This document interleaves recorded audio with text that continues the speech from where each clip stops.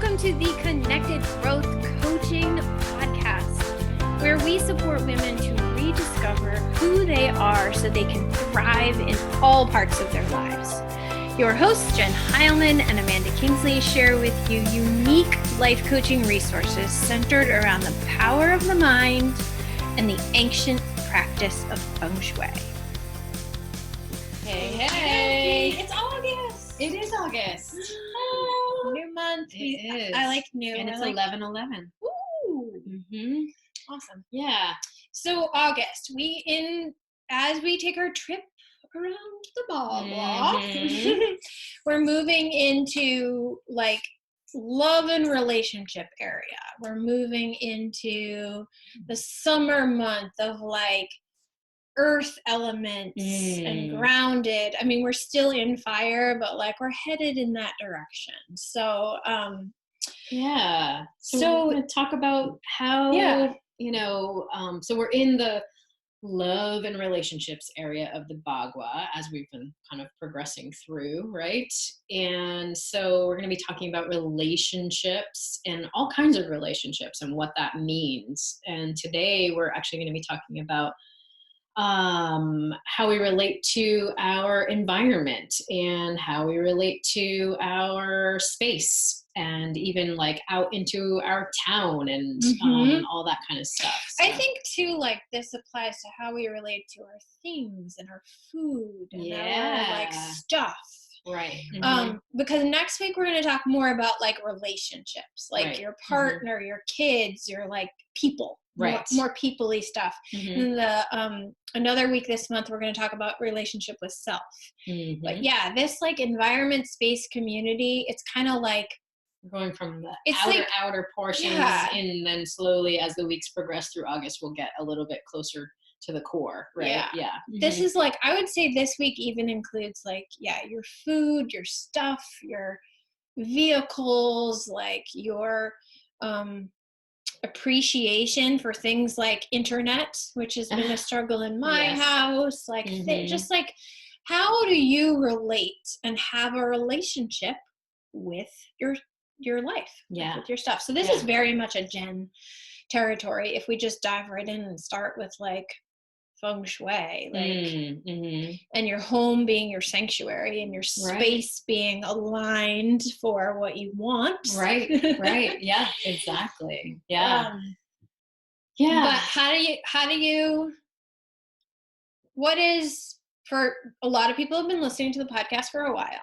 like for new people, what does it even mean to have a relationship to your space, to your home?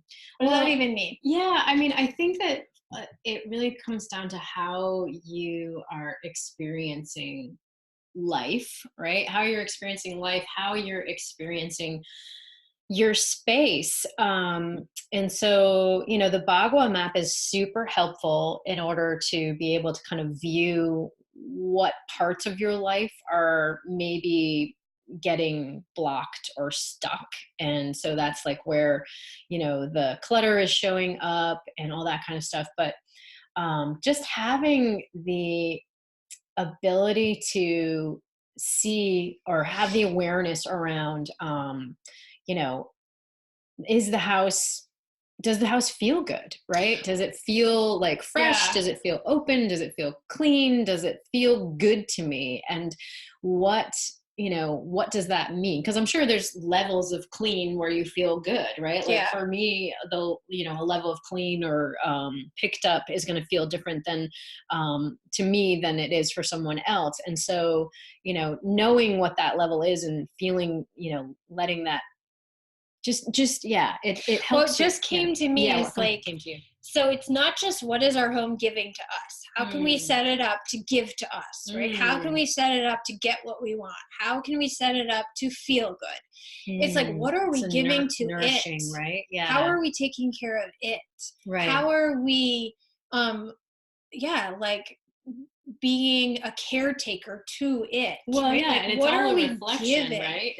It's like, how are we nourishing our homes so that we, in turn, are nourishing ourselves, right? And so it's like a give and take. That's the relationship part. That is like, the relationship part. Brooke Castillo always talks about like being in a, like your business, right, is your baby. How would you treat your baby? If you're like, why aren't you making me any money? Like, that is not a healthy relationship. So if you walk into your home or you drive by it all the time, you're like, oh, this is so ugly. Like, I can't believe I'm still dealing with this problem. Or like, just like if you're bashing on your space, right, and that might be your home, it might be your office, it might be your car, it might be your community. Like, right. I just what think about like you're gonna get back what you're giving, right? Exactly. Yeah.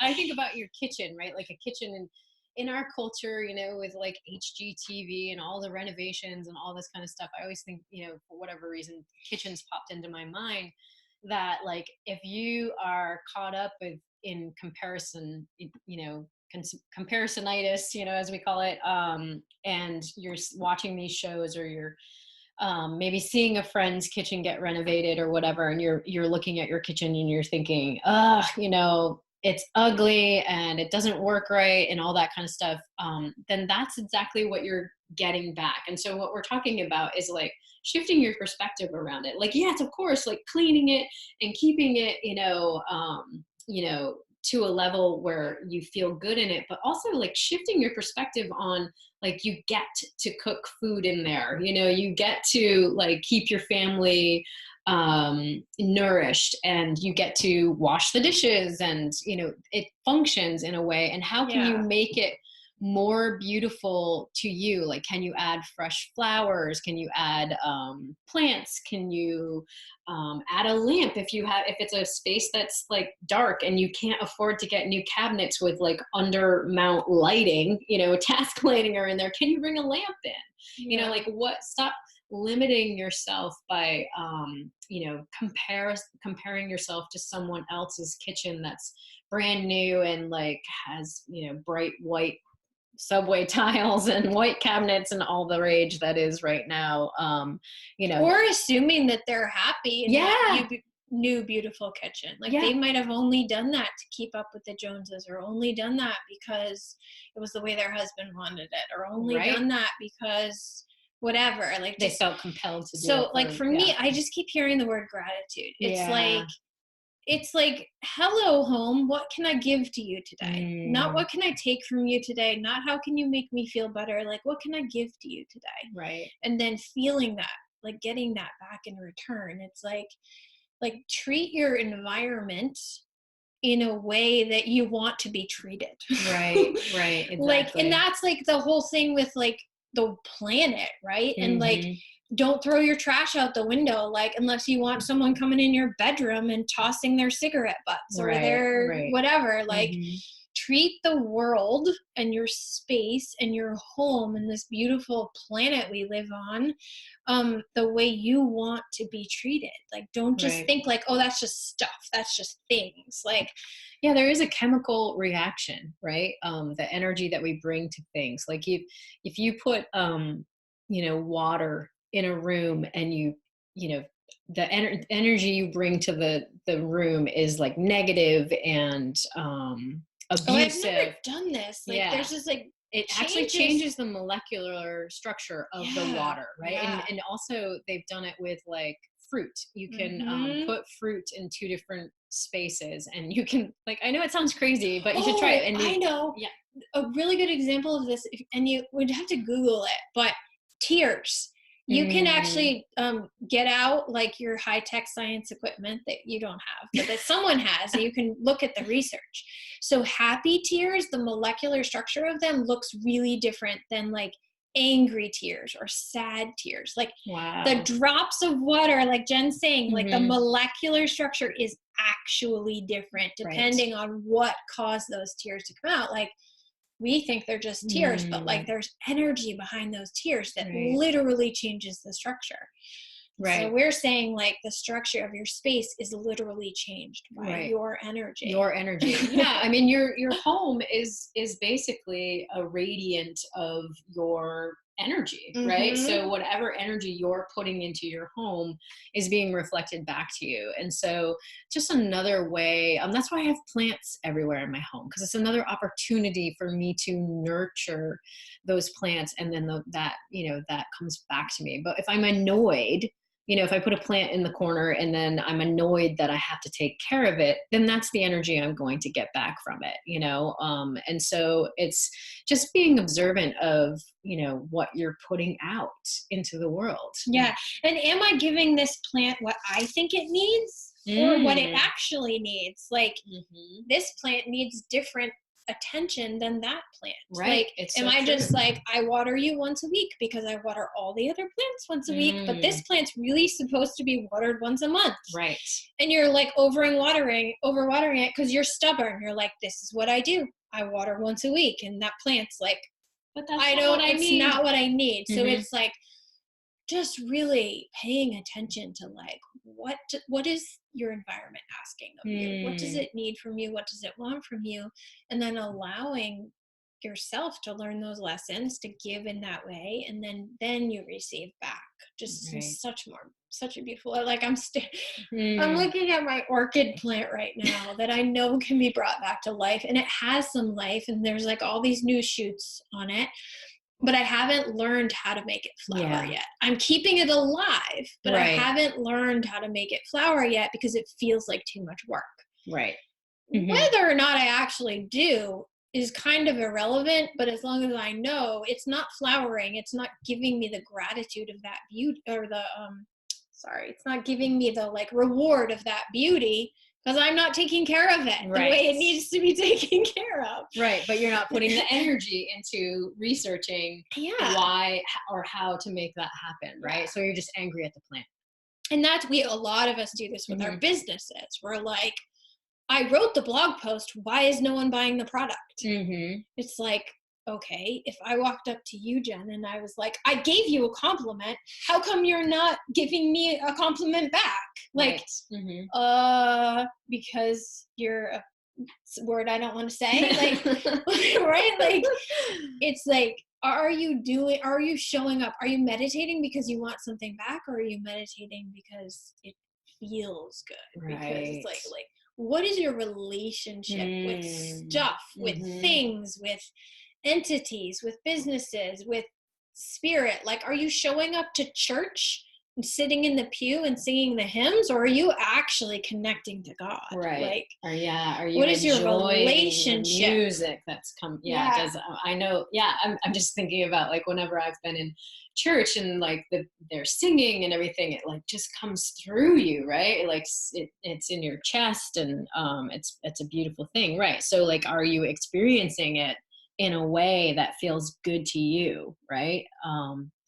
It's so important. And I feel like we are missing that. Like, we're missing that key ingredient of being present and experiencing and sharing of ourselves in a very positive way. It's in this. And so the love and relationships area that we're in right now for the month of August is all about that giving and receiving, right? And so just start taking notice of, because as we say, how you do one thing is how you do everything. And so notice how you are caring for your home. Is it a chore? And if it feels like a chore, what else feels like a chore in your life, right? Does it feel like a burden? Or are you doing it because you know that when you actually pick up the floor and you wipe down the counters, like that, it feels really good. Like we were talking about today, when you do the dishes at night and put everything away, because you know when you wake up in the morning and you come down the stairs and you're the only one awake, it feels really good to walk into that kitchen and have that 15 minutes of peace. Even if it's the only 15 minutes of peace you're going to get all day long, that is what you're craving. And so that's what you give to yourself. And so, notice that and how you do all of those things within your home. Yeah, the give and take is so important. And the appreciation, right? Of like, I can moan and complain about my site. Like this last week, I did some serious shui. Holy moly. Yep. Like, I stirred up so many layers of stuff. It was insane. And one of the spaces was one, like Jen will ask me to do something, and I tend to be like, if it can't be done all the way, I'm not going to do it at all. So like I have this space in my Fame and Reputation, which is where we were last month. So I finally like gave it some love, and I was like, but it's ugly. So why would I give it love? Like, well, that's lovely thought. That's a nice thought, Amanda. And so finally I was like, I can still enjoy it, even if it's not perfect. Right. And like, actually, I wake up every morning and I drink coffee out there. And like, if I took a picture of, actually, I will take a picture of it. Just to prove the point that like this is one of my new favorite spaces, and the ceiling is not finished, the paint is like 50 years old, like it is a freaking mess, but you've got those cushy, lovely velveteen I have chairs such a beautiful relationship with this space now, because I decided to stop being mad at it. I was so mad at it for so long that interesting. That like it was not serving me, and it happens to be Fame and Reputation and how I show up in the world. And I completely changed how I show up in the world after nurturing and loving the space instead of hating it, because I hated it. It was sort of like my entryway. Like I hated the front of my house for so long, and Jen was like, you have got to do something about that.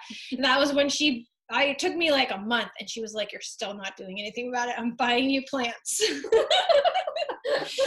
And then I finally started doing something about it. And like, Jen came today, and as you can imagine, if Jen is coming into your home once a week, you freaking pick up before she comes, right? Side note, I don't see I know. Messes, we have this conversation all the time, but today I had done so much feng shui last week that I truly love the foundation of my home right now, and the clutter doesn't even matter. So I was like, Jen's coming, but I actually don't really care, because I love the foundation of what I created last week. Like I love my home and what it gives to me and what I give to it.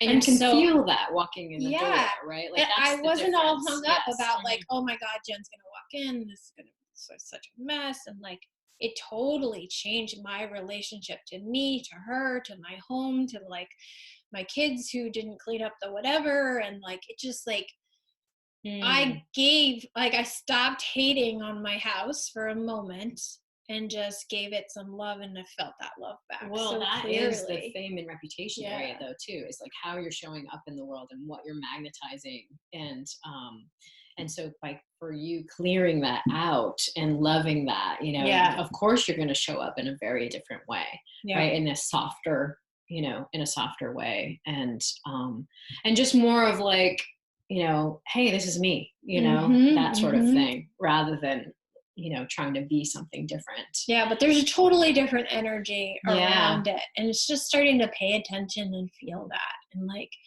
so just going out and being like, thank you, unfinished roof and really old paint. Like, I don't even see it the same way, because all I see is like Jen said, the comfy chair in my backyard, which is beautiful. And how you enjoy the space, right? You get to go out there every morning with your coffee and just like watch the sunrise. It's peaceful.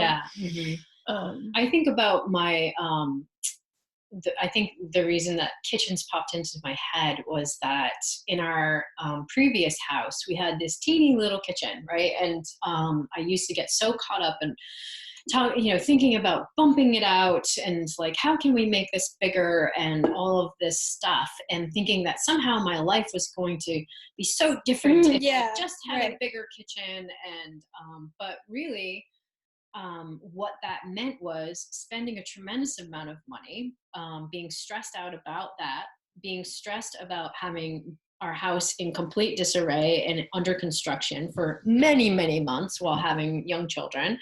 And the fact is that our kitchen functioned so well. It was like the perfect work triangle. They talk about in kitchens, maybe this is common knowledge, but there's, a work triangle between your refrigerator, your stove, and your sink. And so you want that, triangle so that you're bouncing between those three things to be really efficient and not too spread out, and not having anything blocking those areas and that what am I trying to say? The relationship between them so that you can work really efficiently. And it was beautiful. I mean, we had very limited space, but like, it was so easy to cook in that and to get stuff done in that kitchen. It was really useful. And so I started to think about it that way. Right. And think about like, if, what can I think about it, in the sense that it functions really beautiful for what we need it to function as, right? And we gather in other areas of the home, we gather in the living room, we gather in the dining room, and that's totally fine. We don't have to have, it fit that mold of, if I just had a bigger kitchen, I would be happy, because it just wasn't true. Yeah. It was going to create. And what you said is like, like if it was this, then I would be happy. Like anytime that comes into your head, like it's a huge alert. Like if you can't love it now for what it is, your job, your relationship, your, back porch, your kitchen, like if you can't love it now, even if it looks beautiful in the future, after the renovation, there's going to be something about it. Like the counter, it's going to have gone way over budget, or it's going to have wreaked havoc on your marriage after the renovation, or it's always going to be part amazing and part hard. Right. Like whatever the inner demon was that started the need for the renovation is still going to be present. It's going to go right through it. Yeah. Even with the pretty cabinets. Yeah, exactly. You can't cover up the stuff with the pretty cabinets. Yeah. Because if you renovate your kitchen because you hate it and you're mad at it, like that's not gonna get you the same results. Right. It might look pretty, but it's not gonna get you the same results as if you have gratitude for the fact that you have a kitchen and you learn to love it the way it is, and then you slowly or fast, whatever, make those renovations from a place of love and not a place of hate. Right. Yeah. Such a good point. Yeah. So what is your so that's your, parting thoughts is like, what are you thinking about your environment? What are you thinking about your home, about your car, about your business, about the stuff around you, right? Like all of it. What are you thinking about it? Because that's the energy you're getting back in return in some way. It might not be super obvious, but it's coming around to you in some other way. Right. We could find it for you if you want.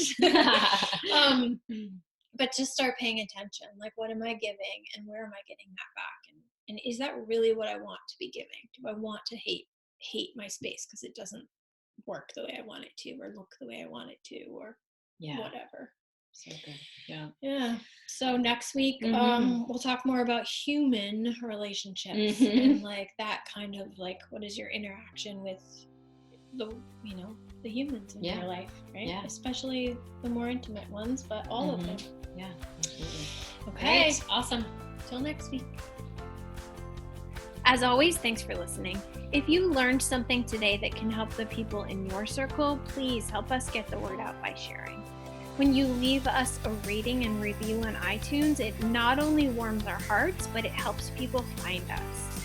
We are eternally grateful for your support, and we're looking forward to connecting with you next week. Until then, you can find the show notes at www.connectedgrowthcoaching.com.